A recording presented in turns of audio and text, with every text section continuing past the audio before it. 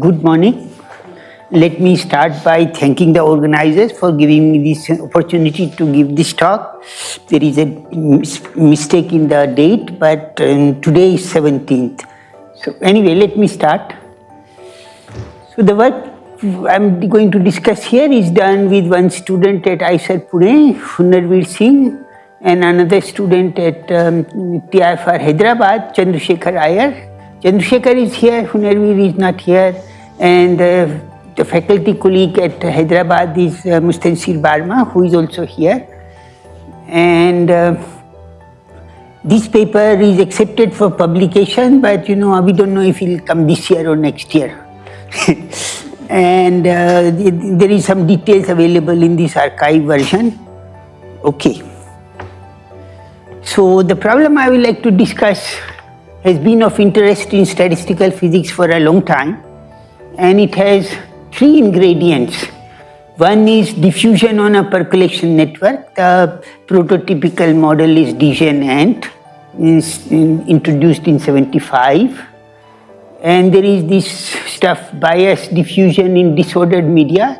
These are the review articles. Each of them cites some 500 or more references. So, there is a lot of work. And there is asymmetric exclusion process of interacting particles. This one has been studied a lot as a prototypical model of driven systems, TSEP or some such thing. We will study it on percolation clusters, not in 1D. And that is the difference. This work is a takeoff on some long old work of Barma and Ramaswamy in 85, where they studied exactly the same model. But then, they in the end they said that it would be nice to study this further, and they didn't do it at that time. And so after a gap of some 30 years, we decided to take up the problem again. Okay, so let me give the definition of the model. We consider a d-dimensional lattice with periodic boundary conditions. A fraction Q of the sites are removed at random. So this is the percolation cluster. We will take Q to be small, less than the corresponding percolation threshold, so that you have an infinite spanning cluster. And we place hardcore particles on a fraction rho of the sites available. This system evolves in time by Markovian evolution. Each particle tries to jump to a neighboring site with fixed rates. The jump is allowed only if the site is present and empty.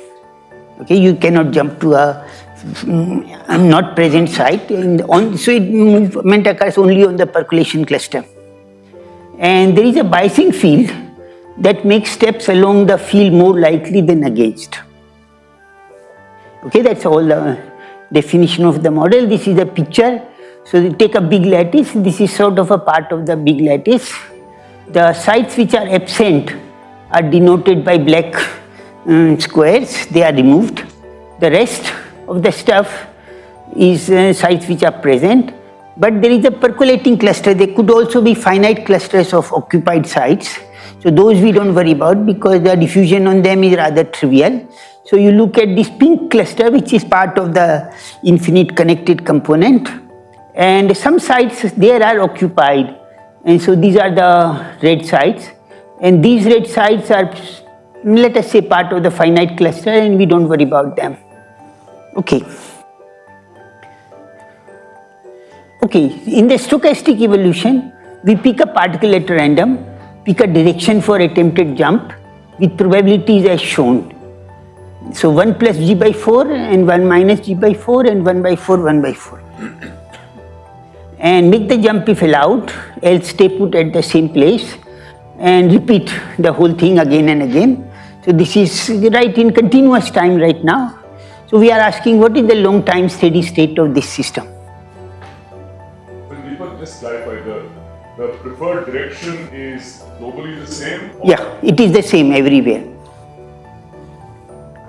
So on the spanning cluster on an L by L lattice with periodic boundary conditions, there is a unique long time steady state. In the steady state, the particle moves along the backbone, then goes into a side branch, then eventually comes out of it moves along the field, then gets trapped again, and so on. So it keeps on going into backbone, side branch, backbone, side branch. And statistical properties of a marked particle's trajectory for long time are the same for all particles. Okay, so we don't have to worry about that. So you can look at one particle's trajectory and ask questions about that one. And a particle will visit all the sites on the spanning cluster many times and spend a non-zero fraction of total time at each site. This is a finite cluster, L by L.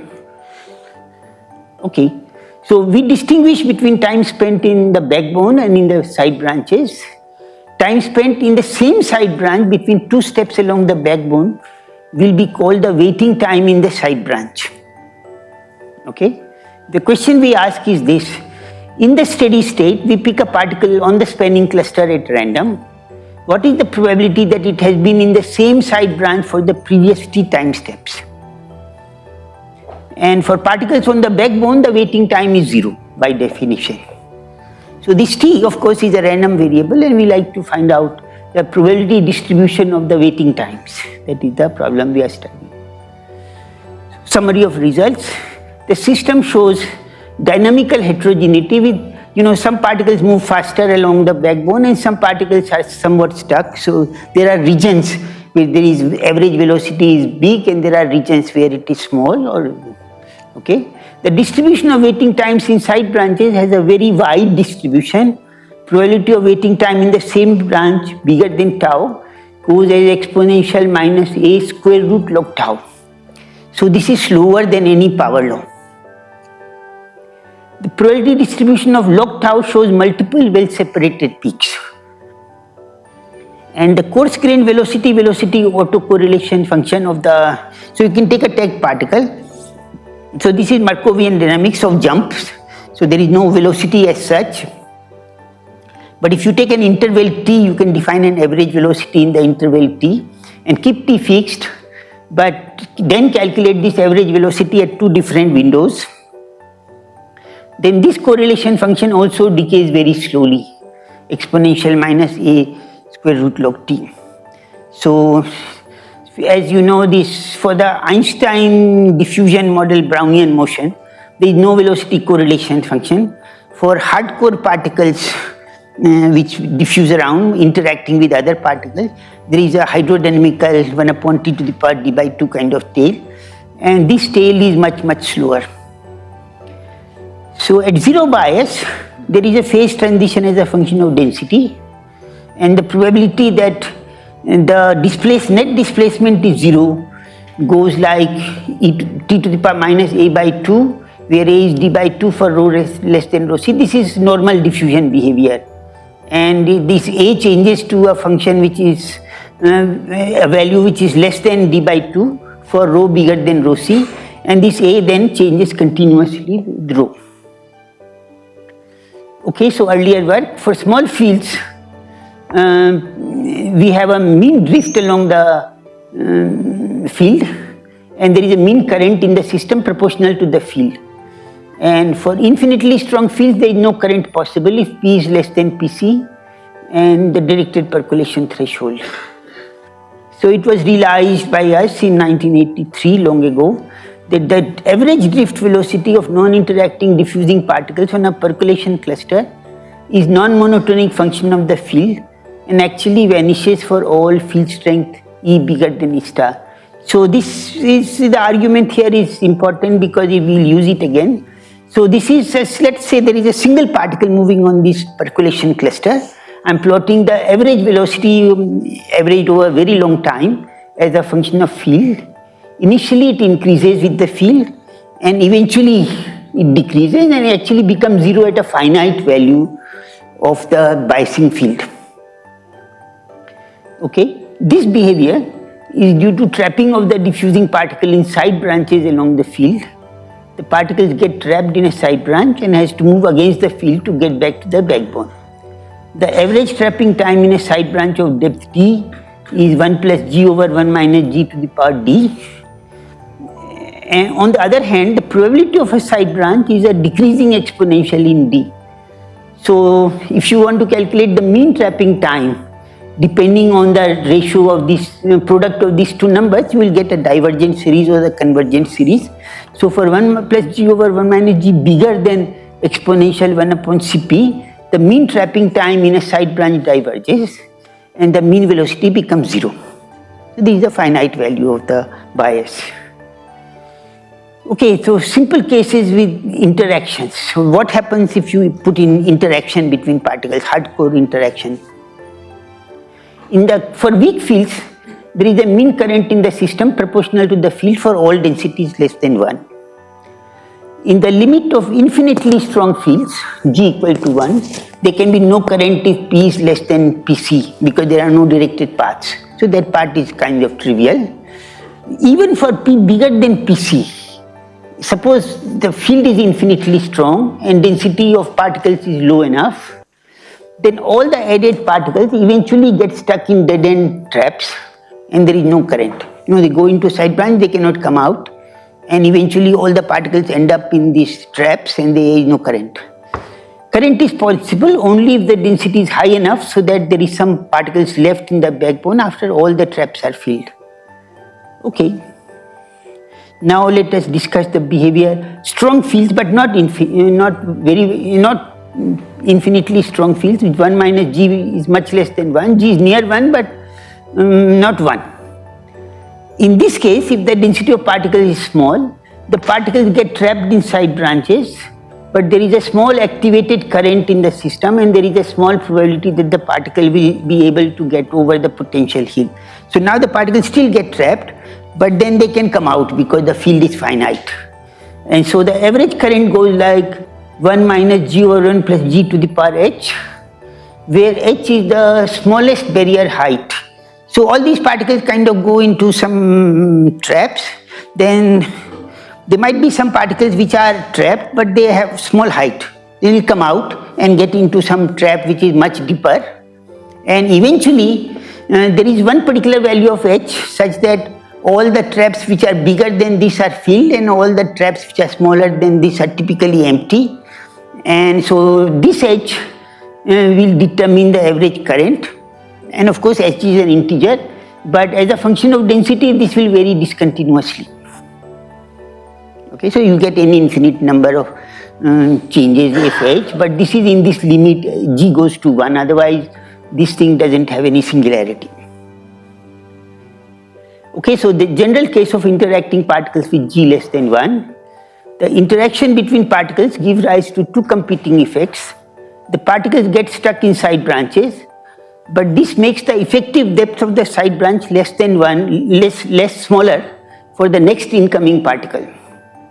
And the second thing is that the particles that are deeply buried in a side branch below, other trapped particles, find it even harder to come out and have a much increased trapping time. So one of them kind of makes it more likely to, the side branch is less effective and this one increases the trapping time. The net result is that there is non-zero average current, but the probability distribution of trapping time in side branches has a very fat tail. So we want to study this distribution, and there is a sort of first problem when we wanted to understand what happens if you have a single branch closed at one end, open another, the field is biased towards the end, and the particles can enter and leave this side branch. So there is a rate P at which they enter, rate Q at which they leave. Then what happens in this? Okay, so these are the rates inside. So the number of particles in the side branch can keep on varying because they can enter and leave. And there is a 1 plus g is the W times 1 plus g is the probability of leftward step, and 1 minus g times W to the rightward step. At the end point, particles can enter or leave, but we imagine that there is another site here which is sometimes filled and sometimes empty, which is the backbone, and so there is a rho zero. So in this simulation you just always assume that the rate at the end will be W into 1 minus g, and this is the probability this site will be empty and vice versa. Okay, so in this case The exact steady state probability distribution is a product measure. Each site is independently occupied with activity ZD at site D being Z0 1 plus 1 minus G to the power D. This just comes from detail balance. Sites at depth bigger than D star are occupied with probability near 1. So for any Z0 there is a particular value of D such that this whole product becomes much bigger than 1, and that determines this rough number D star. So if there is a big trap, you can say all the sites below D star are filled, above that are empty, and this D star depends on rho 0 and G.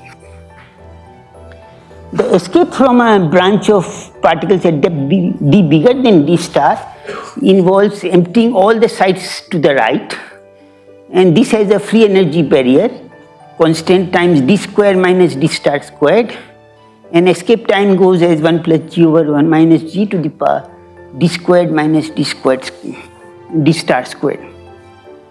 Okay. So now this is sort of a heuristic argument, but it actually captures the essential point, and now there is a little bit of detail which I'll show. So we can define a transition rate matrix W for this chain, and now we define a submatrix Wj consists only of configurations in which there are more than J particles. So you take the full matrix and delete rows and columns corresponding to less than J particles. Then if you, so this is a subspace over which this smaller matrix Wj works.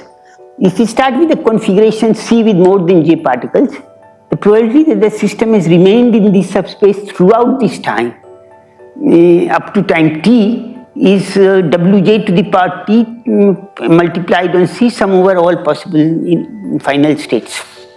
Okay, because the sum of rows, sum of columns in the W will not be 1, and so this probability decreases exponentially eventually.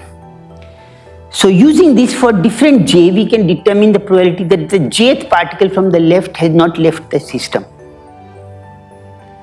Okay, if we take C according to the steady state measure, but we restrict that the number of particles is exactly J in C, then the rightmost particle is at 1, and this gives the probability of that the rightmost particle is 1, then this gives the probability that the waiting time of the particle is greater than t, given that it just entered this side branch in the steady state. Okay, so then this W matrix you can write down. So for 10 by 10, L equal to 10, this is some 1000 by 1000 matrix, not very big, and then you can calculate all these Wj, and then we want to evolve this system.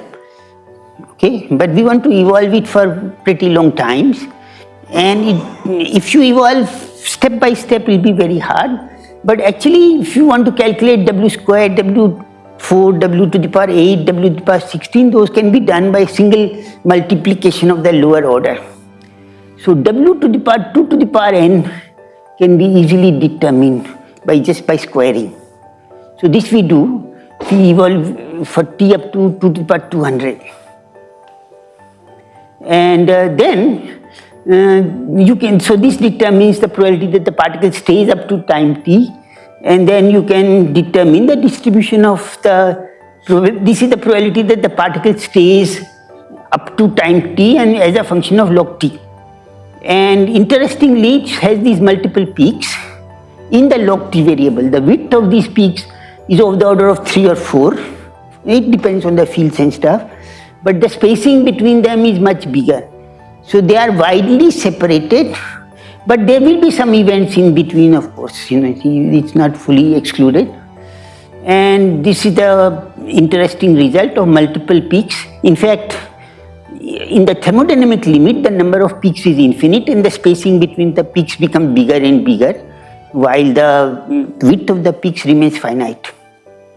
Okay, so we see that particle at depth D, the logarithmic of the waiting times is sharply distributed random variable with position of peaks widely separated for different D.